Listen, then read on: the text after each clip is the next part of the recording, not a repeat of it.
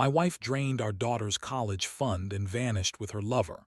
I was devastated until our 12-year-old smirked and said, "Dad, don't worry.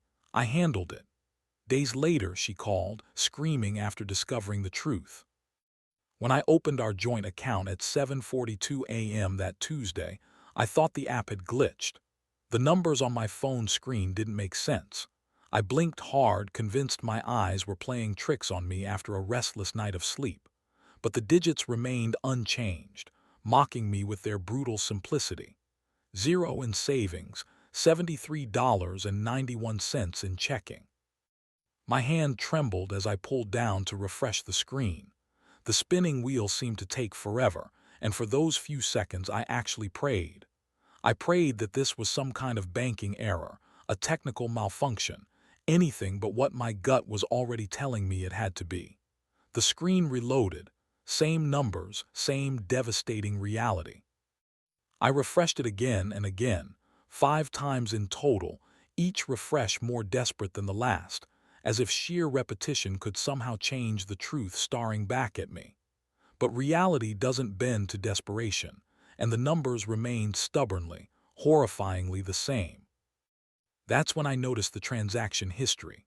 My stomach lurched as I scrolled through the list of transfers, all outgoing, all dated within the past 48 hours, all authorized by one name, Rachel Patterson, my wife of 15 years. The woman I'd met at a coffee shop in downtown Portland when we were both 23. The woman who'd walked down the aisle toward me in a vintage lace dress while the Book of Love played softly in the background. The woman who'd held my hand in the delivery room and cried with joy when our daughter was born. That woman had taken every cent we owned. But it wasn't just our money. The realization hit me like a physical blow as I clicked through to our other accounts. She'd taken Lily's college fund, too. The account we'd opened the day our daughter was born.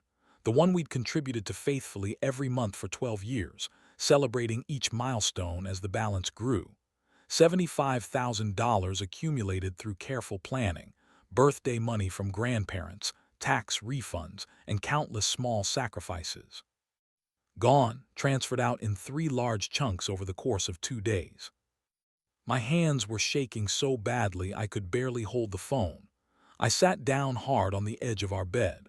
The bed Rachel hadn't slept in for the past 3 nights, claiming she needed to stay late at the office for a big project. The bed where we talked about our dreams, made plans for our future, and whispered secrets in the dark. I called her number, my heart pounding so hard I could hear it in my ears. The phone rang once, twice, 3 times, then straight to voicemail. "Hey, it's Rachel. I can't take your call right now, but leave a message and I'll get back to you as soon as I can." The cheerfulness in her recorded voice felt like a slap. I hung up without leaving a message and immediately called back. Same result. I tried 5 more times, each attempt more frantic than the last, until I finally left a rambling, desperate message that I'm sure made me sound unhinged. "Rachel, what the hell is going on? The accounts are empty, all of them including Lily's college fund. Please call me back, please. I don't understand what's happening. Just please call me." I sat there staring at my phone, willing it to ring. 5 minutes passed, then 10, 15. Nothing. Then my phone buzzed with a text message. For a split second, hope surged through me. But it wasn't from Rachel. It was from her mother, Eleanor. "She's safe, don't contact her." I read the message 3 times, trying to process the implications. She's safe. As if I was some kind of threat. As if I was the problem in this scenario. Don't contact her. The finality of those 3 words was like a door slamming in my face. I called Eleanor immediately. She answered on the first ring, her voice clipped and cold. "Tom, I meant what I said. Rachel doesn't want to talk to you right now." "Eleanor, please," I heard myself begging, adding how pathetic I sounded. "I don't understand what's happening. She took all our money. She took Lily's college fund. Where is she? What's going on?" There was a long pause on the other end. When Eleanor finally spoke, her voice had softened slightly, but the steel underneath remained. "Rachel is making changes in her life. Changes she should have made years ago. She'll contact you when she's ready to discuss arrangements. Arrangements? Eleanor, she stole our life savings. She stole our daughter's future. What kind of arrangements could possibly? She didn't steal anything. That money was in joint accounts. She has every right to access it. For what? Where did it go? Is she okay? Is she in trouble? Does she need help? Another long pause. She's not in trouble, Tom. She's finally free. The line went dead. I sat there in our bedroom, surrounded by the evidence of our shared life. Wedding photos on the dresser, Rachel's jewelry box, her collection of mystery novels on the nightstand, her robe hanging on the back of the bathroom door, and tried to make sense of Eleanor's words. Finally free. Free from what? From me? From our life together? From our family? That's when it hit me, really hit me. She was gone, not temporarily gone, not taking a break, gone for good. The realization hollowed me out. I felt like I was falling even though I was sitting perfectly still. 15 years of marriage, and this was how it ended. Without warning, without explanation, without even a face-to-face conversation. Just empty bank accounts and a text message from her mother telling me to leave her alone. I don't know how long I sat there. Time seemed to lose all meaning. The sun climbed higher outside our bedroom window. I heard our neighbor's dog barking. A car drove past. Normal sounds of a normal Tuesday morning in a world that had just stopped being normal for me. Eventually, I forced myself to stand up. My legs felt weak, but they held me. I had to tell Lily. God, I had to tell our 12-year-old daughter that her mother had left us, that her college fund was gone, that everything we'd planned for was now uncertain. I found her exactly where she was every morning before school, sitting at the kitchen table, eating cereal and reading something on her tablet. She looked so much like Rachel it hurt. Same dark hair, same thoughtful expression, same way of tilting her head when she was concentrating, but she had my eyes, hazel and slightly too large for her face, and my stubborn chin. "Morning, Dad," she said without looking up. "You're up late." Rough night. I stood in the doorway searching for words that wouldn't come. How do you tell your child that her mother abandoned her? How do you explain that the person who's supposed to love her most in the world chose to leave? "Lil, we need to talk about something." Something in my tone made her look up. Her spoon froze halfway to her mouth, cereal milk dripping back into the bowl. "What's wrong?" Her voice was cautious, already bracing for bad news. I pulled out the chair across from her and sat down. My hands were still shaking, so I clasped them together on the table. "It's about your mom." Lily set down her spoon carefully. "She's not on another business trip, is she?" "No, sweetie, she left." Left, the word hung in the air between us. Like left, as in not coming back. I nodded, not trusting my voice. Lily was quiet for a long moment, processing this information with a calmness that seemed unnatural for a 12-year-old receiving such devastating news. Then she asked, "What about the money?" The question surprised me. Of all the things I expected her to ask, why, where did she go, when is she coming back, is it my fault? This wasn't on the list. "What do you mean?" "The money, Dad, the bank accounts, did she take them?"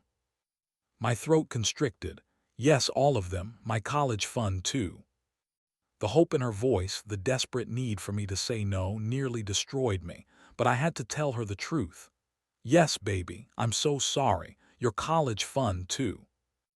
Lily's face went very still. She blinked once, then again, and I waited for the tears, the anger, the breakdown that any child would be entitled to in this moment. But instead, she sat back in her chair, her expression settling into something I'd never seen before on her face. Something almost calculating. "Don't worry, Dad," she said, her voice eerily calm. "I handled it." I stared at her, confused. "What do you mean you handled it? Lily, this just—" "I know when it happened." She stood up, grabbing her backpack from the counter. "I need to get to school. We can talk about it later." "Lily, wait." But she was already heading for the door, moving with purpose, like a person who had somewhere important to be. She paused at the threshold and looked back at me. "Dad, seriously, don't worry. I've got this under control." Then she was gone, leaving me alone in our kitchen with more questions than I'd had before our conversation. What did she mean she'd handled it? How could a 12-year-old handle her mother abandoning the family and stealing all their money? What did she know that I didn't? I tried calling Rachel 17 more times that day. Every call went straight to voicemail. I sent texts that went unanswered. I even tried emailing her work account, only to receive an automated response saying she was out of the office indefinitely. By evening, I was a wreck. I'd spent the day making phone calls to the bank, who confirmed there was nothing I could do since Rachel had legal access to the accounts, to a lawyer who said I'd need to file for divorce and possibly report fraud but warned me it would be a long, expensive process, and to Rachel's workplace, where her assistant nervously informed me that Rachel had put in her 2 weeks' notice 3 weeks ago, and Friday had been her last day. 3 weeks ago. She'd been planning this for at least 3 weeks, probably longer. The late nights at the office, the distracted conversations, the way she'd stopped asking about my day or making plans for the future, all of it made horrible sense now. When Lily came home from school, I was sitting on the couch, surrounded by bank statements and legal documents, trying to figure out our next move. She dropped her backpack by the door and came to sit beside me. "How are you holding up?" she asked, her hand finding mine. "I don't know," I admitted. "I'm still trying to process everything. Lily, about what you said this morning, I meant it." Her voice was firm. "I said I handled it, and I did." "Sweetie, I don't understand. How could you have?" She grabbed her laptop from her backpack and opened it. Her fingers moved across the keyboard with practiced efficiency, and suddenly, I was looking at what appeared to be our bank's internal interface. "Lily, is that Mom's account?" "Yeah, well, technically it's still a joint account, but she's the primary user." Lily's voice was matter-of-fact, like we were discussing her homework instead of something that was definitely illegal. "She's not very good with passwords. She uses Rachel2010 for everything. That's her name and the year we got married, by the way. Pretty unoriginal." I stared at the screen, then at my daughter, then back at the screen. "Lily, how did you?" "YouTube tutorials mostly. Computer security is fascinating once you understand the basics. Did you know that most people use the same password for everything? And they usually make it something personally significant, which makes it super easy to guess if you know anything about them." She clicked through several screens showing me transaction histories. I recognized the transfers that had emptied our accounts, but then she showed me something I hadn't seen before. Additional transfers I hadn't known about. Transfers from Rachel's personal checking account, one I didn't even know existed, to another account belonging to someone named Evan Westbrook. "Who's Evan Westbrook?" I asked, though part of me already knew the answer. "Mom's boyfriend," Lily said casually, like she was telling me the weather. "Or I guess ex-boyfriend now. He works at the same accounting firm she did. Worked. Past tense for both of them." Actually, my mind was reeling. Rachel had a boyfriend. For how long? And more importantly, what do you mean ex-boyfriend and past tense for both of them? Lily smiled, and there was something unsettling about that smile, something too adult, too knowing. "Keep watching." She clicked to what appeared to be an email interface, Rachel's email, and there, filling the screen, were dozens of messages between my wife and this Evan person. I didn't want to read them, but I couldn't look away. The first few were flirtatious, then romantic, then explicit, then practical discussions of logistics, money transfers, plans for the future, a future that didn't include me or Lily.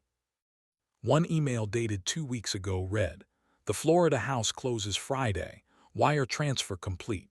By this time next week we'll be on the beach together and this whole mess will be behind us. No more sneaking around. No more guilt.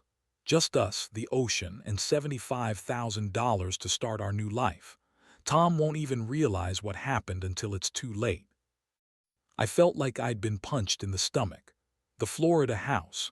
She'd bought a house with my money, with our daughter's college fund, to live in with another man. Lily, I managed to choke out. When did you find all this? About 6 weeks ago. She closed the laptop gently.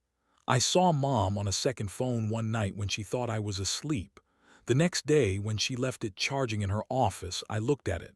That's how I found the messages with Evan. After that, I started monitoring everything. 6 weeks. I looked at my 12-year-old daughter and barely recognized her. You've known about this for 6 weeks and you didn't tell me. I wanted to be sure first, and I wanted to figure out exactly what they were planning. Her voice was steady, logical. If I'd told you right away, you would have confronted Mom. She would have denied everything or gotten defensive, and we wouldn't have had any proof.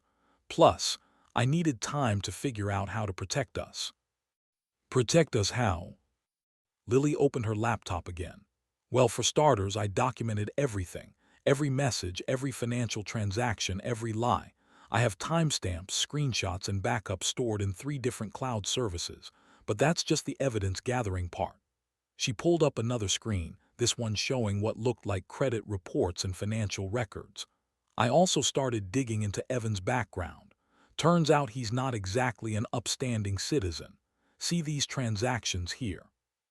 She pointed to a series of highlighted entries. Evan's been embezzling from his clients at the accounting firm. Small amounts at first, but getting larger over the past year. He's been using fake investment accounts to hide the money, then transferring it to offshore accounts. I stared at the screen, my mind struggling to keep up. How did you find all this? He uses the same password as Mom. Westbrook 2015. His last name and the year he started at the firm. Seriously, why are adults so bad at cybersecurity? She clicked through more screens. But here's the really interesting part. See this loan application? That's for the Florida house. They needed a down payment and proof of income. Guess whose social security number they used? My blood ran cold. Whose? Mine, Lily's voice hardened. They forged a bunch of documents making it look like I had an income from a trust fund. Then they used your tax information to secure the mortgage itself. That's identity theft, Dad. Federal crime. Serious jail time if caught. Lily, what did you do? The question came out as a whisper. She looked at me with those hazel eyes, my eyes, and said, I told you I handled it. That night I barely slept. Every time I closed my eyes, I saw my daughter's face, so calm and controlled as she showed me evidence of her mother's betrayal and her own frighteningly sophisticated response to it. The house felt wrong, like the walls were watching us, judging us, bearing witness to the implosion of our family. I kept replaying the conversation in my head, trying to understand when my 12-year-old had learned to hack into secure accounts and document financial crimes. When had she become this person? This calm, calculating person who could discover her mother's affair and respond not with tears, but with strategic planning. Around 3 in the morning, I got up and walked past Lily's room. Light spilled out from under her door and I could hear the soft clicking of her keyboard. She was still awake, still working on whatever plan she'd put into motion. I raised my hand to knock, then lowered it. What would I even say? Tell her to stop. Tell her that what she was doing was dangerous and possibly illegal. But what she'd told me so far suggested that Rachel and Evan had committed actual crimes. Identity theft, fraud, embezzlement. If Lily had really documented all of it, maybe we weren't the villains in this story. The next morning, Wednesday, I woke to the smell of coffee. When I stumbled into the kitchen, I found Lily already dressed for school, a fresh pot brewing, and 2 mugs set out on the counter. Figured you could use some extra caffeine, she said, pouring for both of us. You didn't sleep much. How did you know? I heard you packing around 3 a.m. She added cream to my coffee exactly the way I liked it. Want to talk about it? I took the mug gratefully. Lily, I've been thinking about everything you told me yesterday. I'm worried. Don't be, she interrupted me gently. Everything's under control. But what you're doing, hacking into accounts, accessing private information, is exactly what they did to us, I finished. Dad, they stole my identity. They used my social security number to commit fraud. They took money that was meant for my education and used it to buy a love nest in Florida. Everything I've done has been to protect us and document their crimes. But besides, she continued, taking a sip of her own coffee, when had she started drinking coffee? You should probably stop trying to log into Mom's accounts. I already have full access. And if you try to, it'll set off security alerts that might make them suspicious. Suspicious of what? She smiled that unsettling smile again, of the fact that someone's watching them. Before I could respond, her phone buzzed. She glanced at it and her smile widened. What is it? I asked. Nothing important, just an email delivery confirmation. She picked up her backpack. I need to get to school. We'll talk more tonight. Okay. After she left, I tried to distract myself with work. I'm a graphic designer and work from home, which usually I love. But that day, being alone in our house felt suffocating. Rachel's absence was everywhere. Her empty coffee mug still sat in the dishwasher. Her gym bag hung on the hook by the garage door. Her planner lay open on the counter. Entries for the week suddenly meaningless. Around noon, my phone rang. Rachel's name on the screen. My heart jumped into my throat. Rachel, I answered on the first ring. Rachel, please talk to me. Please help me understand. What did you do? Her voice was pure panic, high-pitched and terrified. Tom, what the hell did you do? What are you talking about? I've been trying to call you for days. Our accounts are frozen, she was screaming now, the words tumbling over each other. All of them. The bank says there's been suspicious activity and they've locked everything pending an investigation. And Evan, oh God, Evan's been fired. Someone sent his boss a massive file with emails and financial records. Rachel, slow down. I don't understand what.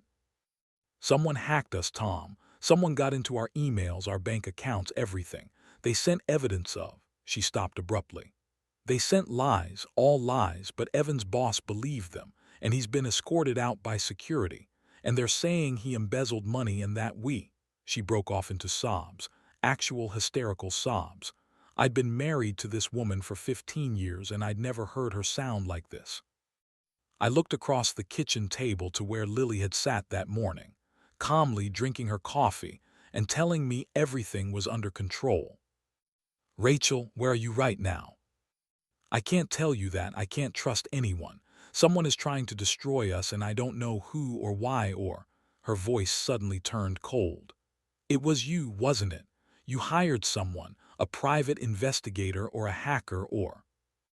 I didn't hire anyone. That at least was the absolute truth. Then who? She was crying again. Who would do this? Who would? She stopped. Evan's calling on the other line. I have to go. Rachel, wait. But she was gone. I sat there holding my phone, staring at it like it might provide answers. Someone had frozen their accounts. Someone had sent evidence of Evan's crimes to his employer. Someone had systematically begun dismantling the new life they tried to build with our stolen money. And that someone was currently sitting in a 7th grade English class, probably taking notes on The Giver or whatever they were reading this week, acting like a normal 12-year-old kid. When Lily came home that afternoon, I was waiting for her at the kitchen table. We need to talk, I said before she could even set down her backpack. I know, she pulled out the chair across from me. Mom called you. It wasn't a question. How did you know? I've been monitoring her phone records. She called you at 12:47 p.m. and the call lasted 3 minutes and 42 seconds. Lily folded her hands on the table. What did she say? She said their accounts are frozen. She said Evan was fired. She said someone hacked them and sent evidence of crimes to his employer. I leaned forward. Lily, what did you do? I leveled the playing field. Her voice was calm, almost conversational. Monday night, I filed fraud reports with all 3 credit bureaus, Equifax, Experian, and TransUnion. I reported identity theft using your information and mine. with full documentation of the forged documents Evan and Mom created. That triggered automatic holds on all accounts associated with our Social Security numbers, which includes the fraudulent accounts they opened, the Florida house purchase, and Evan's job. I sent an anonymous email to the senior partners at Westbrook and Associates, that's Evan's firm. The email included copies of the falsified investment statements, records of unauthorized transfers from client accounts, and screenshots of his communications with Mom about hiding the money. I also included a detailed timeline showing that the embezzlement started about 18 months ago, right around when his affair with Mom began. She said it all so matter-of-factly, like she was explaining a school project. Lily, you can't. Can't what? Expose criminals, report identity theft, provide evidence of fraud to the appropriate authorities. Her voice remained level, but I heard an edge creeping in. Dad, they stole from me. They stole my future. They stole from elderly people who trusted Evan with their retirement savings. What would you have done? I would have gone to the police through proper channels, not. I gestured helplessly at her laptop. Not whatever this is. The police would have taken months to investigate if they bothered at all. By then, Mom and Evan would have been settled in Florida with all the money moved to untraceable accounts. Lily opened her laptop. I did go through proper channels. Look, fraud reports filed with the Federal Trade Commission. Identity theft reports filed with local police. Anonymous tips sent to financial regulators. All documented, all official, all with evidence attached. I just did it efficiently. She pulled up screen after screen of official reports, all filed in my name and hers, all containing meticulous documentation. When did you do all this? I asked, my voice weak. Over the past 6 weeks, a little each day, gathering evidence, creating backups, preparing reports. Last weekend, while you thought I was at Sarah's house for a sleepover, I was actually at the library using their public computers to file everything. Public IP addresses can't be traced back to us. She closed the laptop. I've been careful, Dad. Everything I've done is legal. Maybe not exactly ethical, but legal. How is hacking into their accounts legal? I didn't hack anything. They shared their passwords with me indirectly. Mom by using the same password for everything and leaving her phone accessible. Evan by using predictable password patterns. That's not hacking. That's just observing poor security practices. She shrugged. And I'm a minor. Even if what I did crossed some legal lines, I'm 12. What are they going to do? Prosecute a child for protecting herself from identity theft? The scary thing was, she was probably right. That evening, Rachel called again and again and again. Each time I let it go to voicemail, and each time she sounded more frantic. Tom, please, I need help. They're saying I was involved in Evan's embezzlement. They're saying I helped him hide money. I swear I didn't know anything about it. Please, you have to believe me. The house sale fell through. They won't release the money. We're trapped here and our credit cards are maxed out and I don't have anywhere to go. Evan's lawyer says someone reported him to the state board. They're investigating his license. He could go to prison, Tom. We could both go to prison. Please. Please help me understand who's doing this. Lily sat across from me during that last message, eating microwaved leftovers and doing her homework like nothing unusual was happening. Should I feel guilty? She asked when the voicemail ended. I don't know what you should feel, sweetheart. And that was the truth. What was the appropriate emotional response when your 12-year-old daughter had systematically destroyed 2 adults' lives in revenge for their crimes? How do you feel? She considered this while chewing a bite of chicken. Satisfied, I guess. They did something terrible and now they're facing consequences. That feels right. But they're your parents. Mom is my parent. Was my parent. I don't know what she is now. Lily set down her fork. And she stopped acting like a parent when she decided to steal my college fund to buy a beach house with her boyfriend. Parents are supposed to protect their kids, not victimize them. The next morning, Thursday, I woke to find Lily in my home office using the printer. The noise is what woke me. the mechanical whir and hum of page after page being printed. "Lily, it's 6 in the morning. What are you doing?" She didn't look up. "Printing documentation. I need to make sure we have hard copies of everything in case the digital evidence is somehow compromised." I walked closer and looked at the pages coming out of the printer. Bank statements, email screenshots, credit reports, legal documents. The pile was already an inch thick and growing. "This is all from Mom and Evan's crimes." "Yes." She collated a stack of papers and stapled them together. "This set is for our lawyer. This set is for the police if they follow up on my reports. This set is backup for us." "How much evidence do you have?"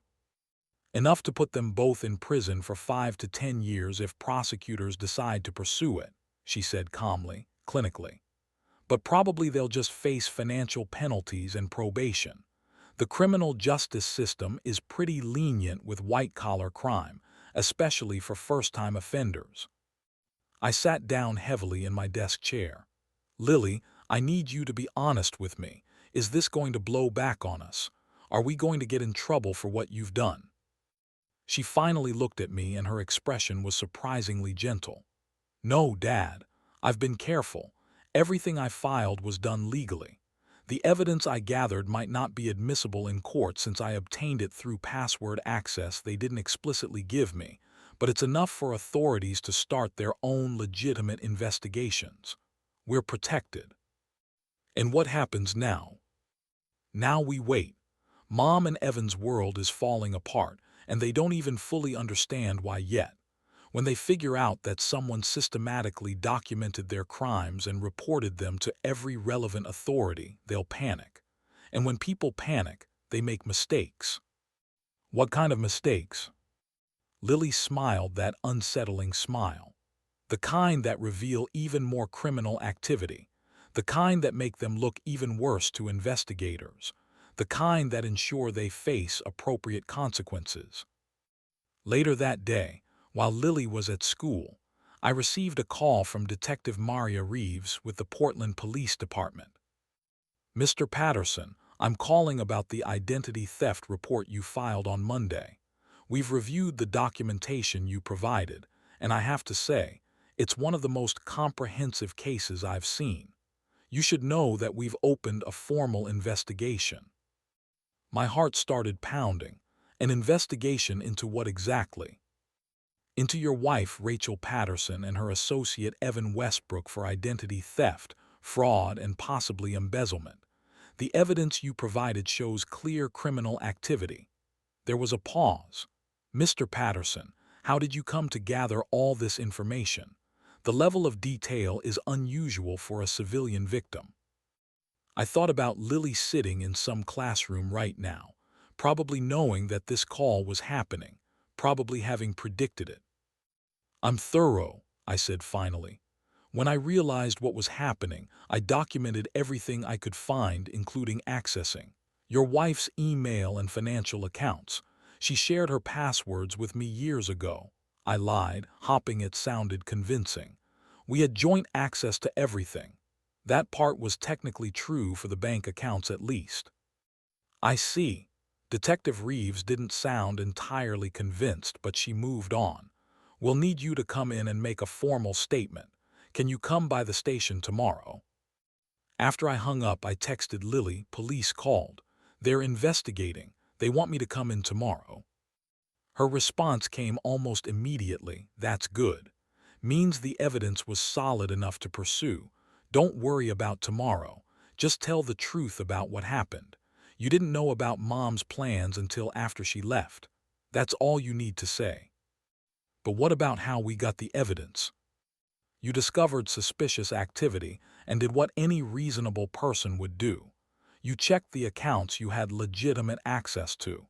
That's not illegal." I stared at my phone, marveling at my daughter's ability to think 3 steps ahead, to anticipate obstacles and plan around them. When had she learned to think like this? Or had she always been this way and I just never noticed? That night, Rachel called again. I almost didn't answer, but something made me pick up. "Tom," Her voice was hoarse, like she'd been crying for hours. "Tom, I need help. Everything's falling apart. The police called me today. They said they're investigating me for identity theft and fraud. They said someone filed charges using yours and Lily's information." "That was me," I said, because it was true, even if I hadn't been the one actually filing the reports. "You," she sounded genuinely shocked. "You did this, but you stole our daughter's college fund, Rachel. You used our social security numbers to commit fraud. What did you think would happen?" I didn't think you'd be able to figure it out. You've never been good with this kind of thing." The insult stung, partly because it was true. I wasn't good with financial details or complicated scheming. I was a graphic designer who liked simple solutions to simple problems. "Well, I figured it out." How? She wasn't crying now. She sounded suspicious, calculating. "How did you get all that information? How did you know about the house in Florida? How did you know about Evans?" She stopped. "About Evans' embezzlement. Is that what you were going to say?" Silence. "Rachel, I know everything about the affair, about the stolen money, about the fraudulent accounts and the forged documents. I know about the hotel rooms and the secret phone and the plans to disappear to Florida. I know all of it." "That's impossible. We were careful." "Apparently not careful enough." I could hear her breathing on the other end, rapid and shallow. "Evan thinks it was someone from his office, a coworker who figured out what he was doing and decided to report him. Maybe it was, but the identity theft reports, those came from you. How did you know about our plans? How did you?" She stopped again. And this time when she spoke, her voice was different, colder. "It was Lily, wasn't it?" My blood ran cold. "What?" "Lily, she's good with computers. She's always messing around on her laptop. Oh my God, it was Lily." Rachel let out a sound somewhere between a laugh and a sob. "My 12-year-old daughter destroyed my life." "Your 12-year-old daughter protected herself from her mother's criminal activity," I corrected. "And yes, she's very good with computers, better than either of us realized." "Where is she? I need to talk to her." "Absolutely not." "Tom, she's my daughter." "She's the daughter whose college fund you stole. She's the daughter whose identity you used to commit fraud. She's the daughter you were planning to abandon without even saying goodbye." My voice was shaking now, all the anger I'd been suppressing for days finally breaking through. "You don't get to talk to her. You don't get to explain or apologize or ask for forgiveness. You made your choice." "Please," Rachel whispered. "Please, Tom, I know I made mistakes, but I never meant to hurt Lily. I love her. I love both of you. I got confused. Evan made me feel alive again in a way I hadn't felt in years. And I thought, you thought you could steal our daughter's future to fund your midlife crisis." I was surprised by how cold I sounded. "You thought you could abandon your family and face no consequences." "Is that what Lily thinks? That there should be consequences?" "Lily thinks actions should have appropriate responses. You taught her that, actually. Remember when she was 8 and broke our neighbor's window playing baseball? You made her apologize and pay for the repair with her allowance money.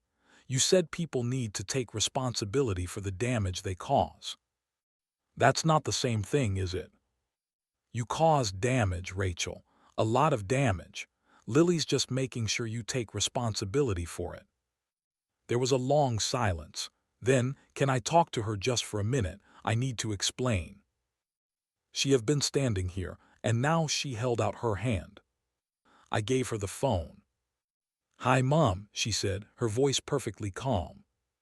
I couldn't hear Rachel's response, but I watched Lily's face as she listened. No emotion, no tears, just that same eerie calm. "No, I don't want to hear your explanation," Lily said finally. "I know why you did what you did. You met someone new and exciting, and you decided your existing family was less important than your new relationship. You needed money to start your new life, so you took ours.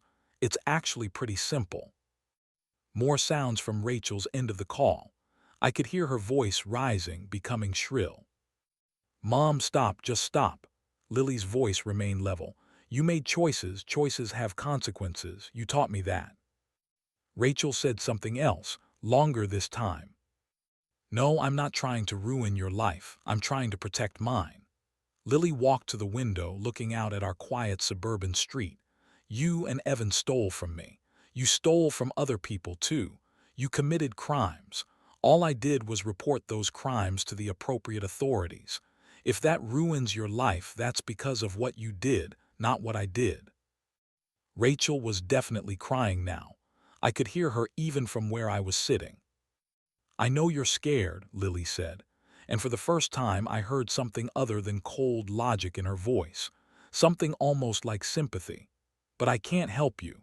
This is what happens when you make bad choices, Mom. You face the results. Whatever Rachel said next made Lily's expression harden again. Don't call here anymore, Lily said. Don't try to contact me or Dad. Deal with your lawyers and the police and whatever else happens. Leave us alone. We're not your family anymore. We're just the people you stole from. And she hung up. The silence that followed felt enormous. Lily set the phone down on the table and looked at me. I'm okay, she said, though I hadn't asked. I know that was harsh, but it needed to be said. How do you feel? It was the only question I could think to ask. She considered this for a moment. Sad, I guess. Not for her, she deserves what's happening, but sad that she's actually the kind of person who would do this to us. I thought I knew her. Turns out I didn't. I pulled Lily into a hug and she let me, resting her head against my chest. For a moment, she felt like my little girl again instead of this frighteningly competent stranger. Are you mad at me? She asked, her voice muffled against my shirt. Mad? No, terrified, maybe proud, definitely, but not mad. Good, she pulled back and looked up at me, because it's not over yet. What do you mean? Mom and Evan still have money hidden somewhere. The Florida house was just one part of their plan. There's more I haven't found yet. Her expression turned determined. And I'm going to find it. Over the next week, I watched my daughter become someone I barely recognized. She maintained her normal routine: school, homework, dinner, the usual 12-year-old activities. But every spare moment was spent on her laptop, digging deeper into Rachel and Evan's financial activities. Look at this, she said one evening, turning her screen toward me. 3 weeks before Mom left, she opened a safe deposit box at a bank downtown. See the charge on her credit card, $75 for annual box rental. So why would she need a safe deposit box? She's never had one before. Lily clicked through several more screens. And look at this. 2 days before she left, she withdrew $5,000 in cash from an ATM. Why cash when everything else was electronic transfers? I don't know, Lily. Maybe she wanted walking around money. $5,000. Lily shook her head. No, she was hiding something. Assets that can't be traced electronically. Maybe jewelry, maybe cash, maybe account information for offshore banks. Offshore banks? I stared at my daughter. Lily, you're 12. How do you even know about offshore banks? Internet? She shrugged. There are entire forums dedicated to hiding assets in divorces. You'd be surprised what people discuss openly online. My Friday meeting with Detective Reeves went better than I'd feared. I told her the truth, that Rachel had left suddenly, that I'd discovered the empty bank accounts, that I'd found evidence of fraud when I'd checked the accounts I had legitimate access to. I carefully avoided mentioning Lily's role in gathering most of the detailed evidence.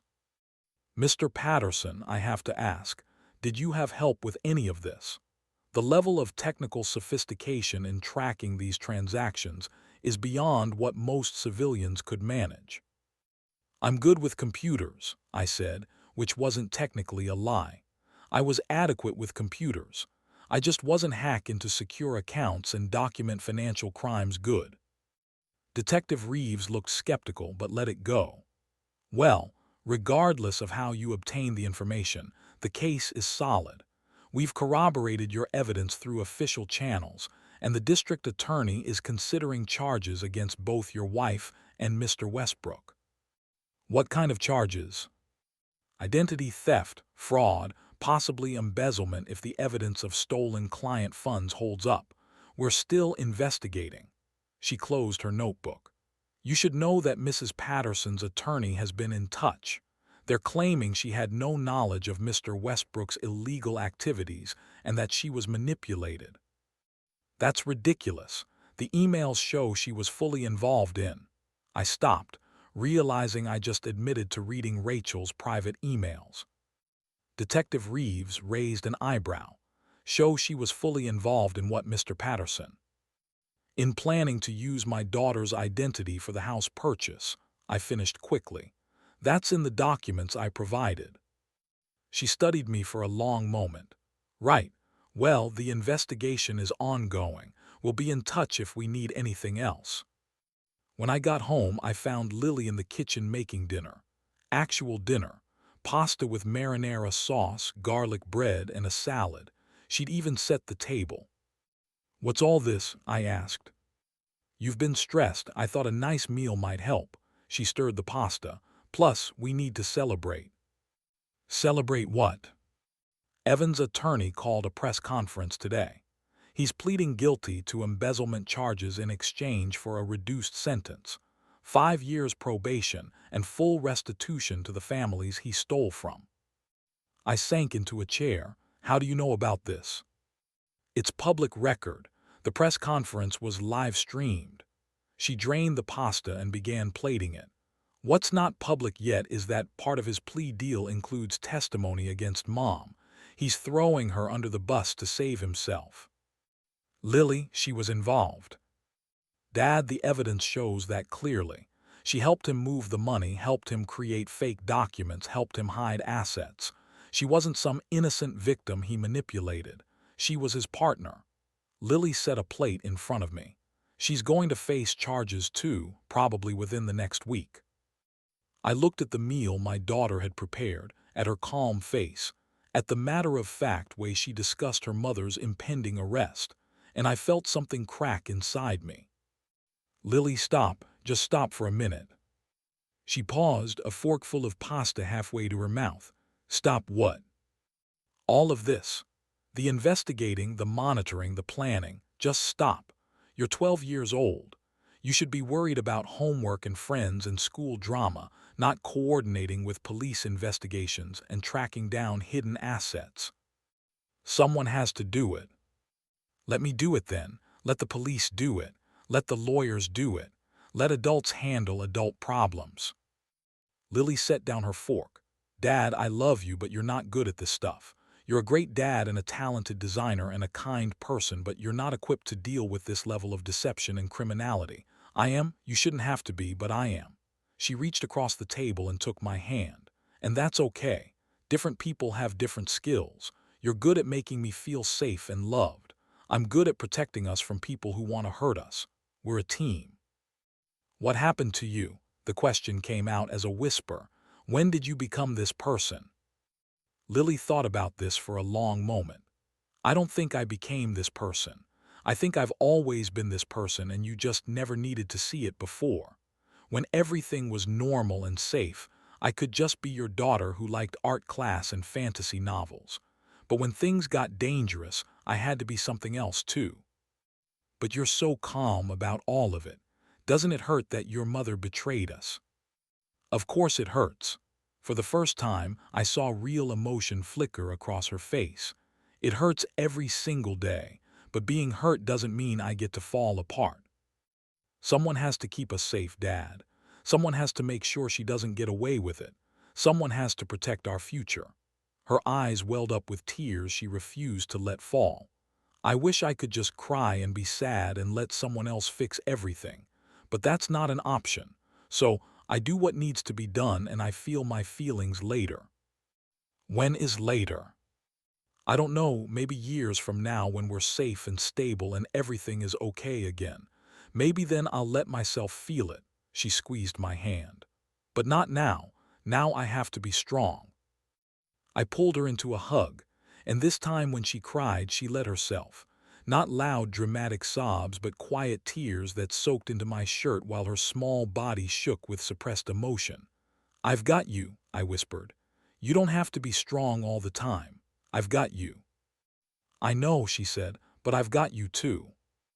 The following Tuesday, Rachel was arrested. I found out not from the police, but from Lily, who was monitoring news feeds about the case. "Mom's being arraigned tomorrow," she said, looking up from her laptop. "They charged her with conspiracy to commit identity theft, fraud, and aiding in embezzlement. No bail because they consider her a flight risk."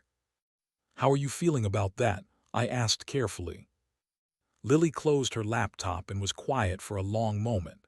"I'm glad she's facing consequences, but I'm also sad because she's my mom, and even though she did terrible things, part of me still loves her."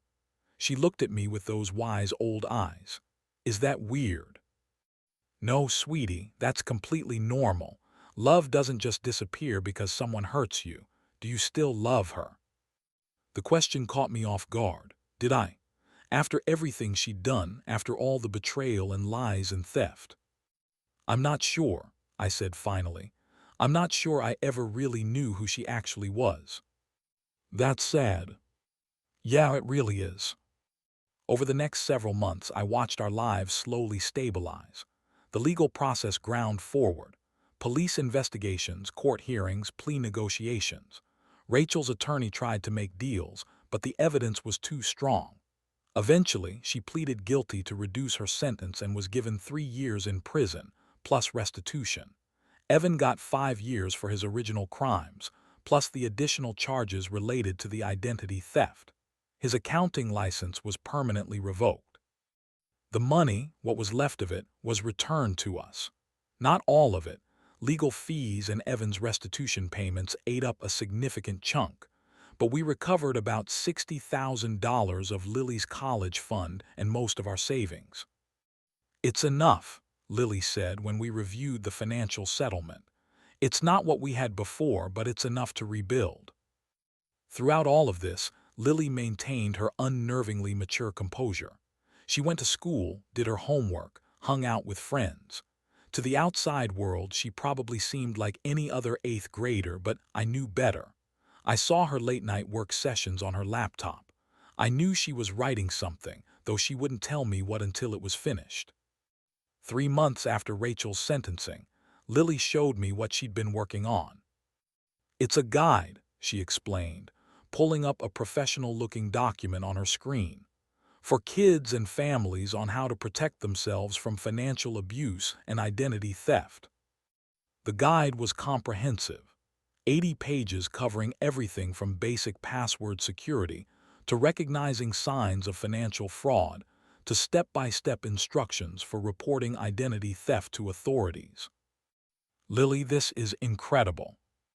I'm going to publish it online as a free resource, and I'm going to present it to the school board next month." She scrolled through the pages. 3 other families in our district have already discovered similar problems. Parents stealing from their kids, spouses hiding assets, that kind of thing. This could help them. "You want to present this to the school board about financial crime, about financial safety and literacy. I'm framing it as an educational initiative." She smiled. "Mrs. Henderson in the counseling office is helping me. She thinks it could be really valuable." And it was. Lily's presentation to the school board went viral, first locally, then regionally, then nationally. News outlets picked up the story. 12-year-old creates financial safety guide after foiling mother's fraud. It snowballed from there. Within 6 months, Lily was being invited to speak at conferences about cybersecurity and financial literacy. She started a consulting service with me as the adult face of the business since she was still a minor, helping families identify and protect against financial abuse.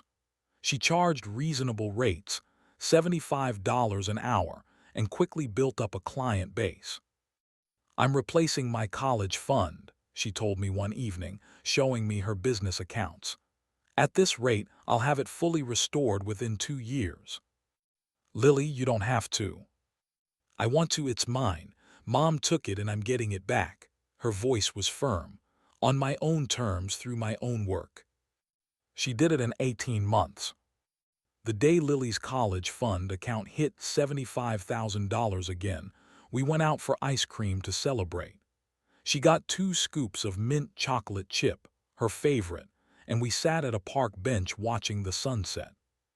"Do you ever think about her?" I asked. We hadn't talked about Rachel in months. "Sometimes." Lily licked her ice cream cone thoughtfully. "I think about who she could have been if she'd made different choices. The mom she could have been if she'd chosen us instead of Evan. Do you think you'll ever want to talk to her when she gets out?" "I don't know, maybe. Or maybe the person I'd want to talk to never really existed." She turned to me. "Is that okay if I never want a relationship with her?" "Of course it's okay. You get to decide what relationships you want in your life, Lily, including with your mother. What about you? Will you talk to her?" I thought about this. Rachel had sent me several letters from prison, long rambling things full of apologies and explanations and justifications. I'd read the first few, then stopped opening them. "I don't think so," I said finally. "I don't think there's anything left to say." "Me neither." We finished our ice cream in comfortable silence, and for the first time in nearly 2 years, I felt something like peace. 5 years later, I'm standing in the parking lot of Portland State University, watching Lily load boxes into her dorm room. She's 17 now, starting college a year early because she's brilliant and driven, and everything I could have hoped for her to become. Her business has grown beyond what either of us imagined. She has a team of consultants working with her, adults now, people with real credentials, though everyone knows Lily is the real brains of the operation. She's written 3 more guides on digital safety and financial literacy. She's spoken at conferences across the country. She's built something meaningful from the ashes of what Rachel destroyed. "Dad, you're going to cry," she says, noticing me watching her. "I'm not crying." "You're definitely about to cry." She grins, a real genuine 17-year-old grin, and comes over to hug me. "I'm going to be fine, better than fine. I'm going to be great." "I know you are." "And you're going to be fine too. You're dadding again. You've got your design business thriving, and you're only 45. Your life isn't over just because I'm going to college." She's right. I've rebuilt too. New clients, new friends, even a new relationship with a woman named Alina who teaches chemistry at the community college. Life isn't what I thought it would be, but it's good. Different good, but still good. "When did you become the parent in this relationship?" I ask. "About 5 years ago, when I had to save us from Mom's terrible life choices." She laughs, but there's truth underneath the humor. "We both grew up that year, Dad. Me just a lot faster than I should have." "Do you regret it, what you did?" Lily considers this seriously. "No, I protected us. I made sure there were consequences for people who'd committed crimes. I turned something terrible into something that helps other families. I don't regret any of that." She pauses. "But I wish I hadn't had to do it. I wish I could have just been a kid." "You were a kid. You're still a kid, maybe. But I'm also the person who learned that sometimes you have to save yourself because no one else will. That's a hard lesson to learn at 12, but it's probably served me well." Before I leave, she hands me an envelope. "What's this?" "Open it when you get home." I do. Inside is a letter handwritten on nice stationery. "Dad, I've never properly thanked you for the past 5 years. You could have fallen apart when Mom left. You could have been angry at me for what I did to her. You could have tried to stop me or turn me in or a million other things. Instead, you trusted me. You let me do what I needed to do to protect us. You supported me even when you didn't fully understand what I was doing. You gave me space to be something other than just your little girl. You let me be complex and complicated and sometimes scary. I know it wasn't easy watching your 12-year-old daughter become someone you didn't quite recognize, but you loved me anyway. You stood by me anyway. And that's the reason I survived what Mom did to us. Not because I'm smart or resourceful, but because I had you believing in me. So, thank you for everything. For being the parent she couldn't be. For keeping me fed and safe and loved while I was busy being a weird little vigilante hacker. For not making me feel like I had to choose between being your daughter and being the person I needed to be to survive. I love you so much, Lily. P.S. I'm changing my major from computer science to law. I think I want to prosecute financial crimes, help people the way we couldn't be helped until I took matters into my own hands. Is that weird? P.P.S. Mom sent another letter, still not ready to read it. Maybe someday or maybe never. I'm okay with either option. I sit in my car in the university parking lot and finally let myself cry. Not from sadness, but from overwhelming pride and relief and love for this extraordinary person I somehow helped raise. Lily was right. 5 years ago, when Rachel destroyed our lives, Lily smirked and said, "Dad, don't worry, I handled it." And she did. She handled it better than any adult could have. She turned betrayal into justice, trauma into purpose, and our broken family into something stronger than it had ever been before. Rachel thought she was running away with a lover and a fortune. Instead, she'd been outsmarted by a 12-year-old with Wi-Fi and an unshakable sense of right and wrong.